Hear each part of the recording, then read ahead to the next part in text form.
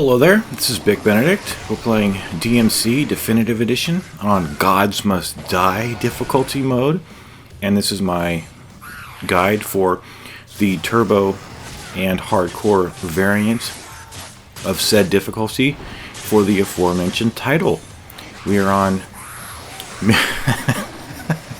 we're on mission 11 of 20.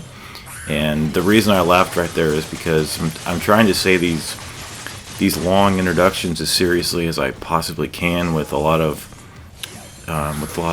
serious intonations and dramatic overtones, and it's coming off kind of silly. So bear with me, you guys. We're having fun though, and this is the first wave. It's dense with these enemies here, and you do get a checkpoint coming up in a second too. So I've kind of grown to like this weapon right here. It has a YY pause, YYY attack, just like the Aquila. It has a forward Y attack, which is the drive equivalent. It has a rake move, which is a launch attack, as you can see there. And it has a charge attack, amongst other things. And the glowing nature of it means that we have a small damage boost because we've destroyed X number of enemies, or not destroyed, but because we've made contact with X number of enemies X number of times. I don't know the number, but if you get hit, it fades, just the way the demon buff fades if you get hit. So I do need to point out something here on the Butcher. A level 1 charge with the Eric's does not launch this guy. It has to be a level 2 launch. A level 2 charge with the Eric's is the only thing that launches this guy. With the Eric's, that is. So once he's in self-destruct mode, it's up to you basically. Do you want to take him down, or do you not want to? Do you want to let him expire? Personally, now that I know that, not only is half the battle won, but thinking back on some of the confrontations that I struggled on in Virgil's campaign, it gives me a lot of hope now to go back to Virgil's campaign on Gods Must Die difficulty. And funny thing, I have a hankering to play Razor's Edge for some reason, Ninja Gaiden 3, and I looked it up on Steam to see if it was there, and it doesn't have a PC release. It's only on the 360 and the Xbox 3. What am I talking about? It's on the PC. Fuck! God damn it all! It's on the PS3 and the 360. Outdated consoles, to be sure. But if that game were on the PC, I would have already bought it. It would be downloading to my rig right now, because I have a hankering to play that game, and we all know it's shit. Obviously, it's the nastiest dog shit I think that's ever been made by anybody. But it's still serviceable. It's still a good game. A game can be good and shit at the same time, I think. But I haven't played that game for a couple years, and I only ever played it on the Wii U, so I kind of am interested in playing it again. But do I want to play it on the 360? Maybe. I don't know. Maybe it'll be a birthday present. That'll be the shittiest birthday present ever to myself, but I don't think I'll do it. The gun's already loaded, but I don't think I'm going to pull the trigger on that one, so to speak. But we've got some difficult situations in this chapter. We have yet another Butcher, and then we're going to have a Dream Runner in here. And we're going to have another fight where it's a 3-way fight, and it ends with 2 hovering enemies. What are they called? The Bathos enemies? So I'm sticking in the corner, and I'm using the drive to deal as much damage to this enemy as I possibly can. What the hell am I doing? Oh, I'm trying to kill the lackeys. Whenever there's lackeys in this guy, it's damn problematic. And I hate to waste my devil trigger on those fucking lackeys, but might as well dispense with them so that I could have a standard war. A standard war? Jesus Christ. I need to learn how to say stuff better. Sorry about that. Fucking standard war. Jesus Christ, man. I apologize for the profanity. Profanity just kind of comes with the territory on my channel. But I think the hardest fight in this chapter is coming up. I don't know if it's coming up immediately, but it could be. So let me see what fight this is before we do anything here, because I was struggling on this fight for a couple hours. Are you there? Stay out of sight, you hear? I gotta get to her first. Let's see. Okay, this must not be the fight. I would say, okay, here's my advice, because if I struggle on a fight, it's usually, you know, other people are going to struggle on it too. That's what I've found. And I'm not saying that it's always that consistent, but generally speaking, that's how it is. So what I will say is to use your devil trigger pretty conservatively on the fight that preceded this one.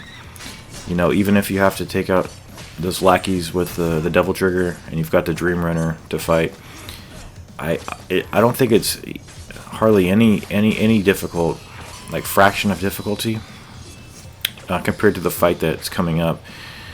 It's a fight that has rages in it, 2 rages and then 2 flying pathos enemies, but that's only wave 3 of 3. You've got to deal with the first 2 waves, and they're simple waves, but it's easy to take a hit here or there, and all those hits are going to add up.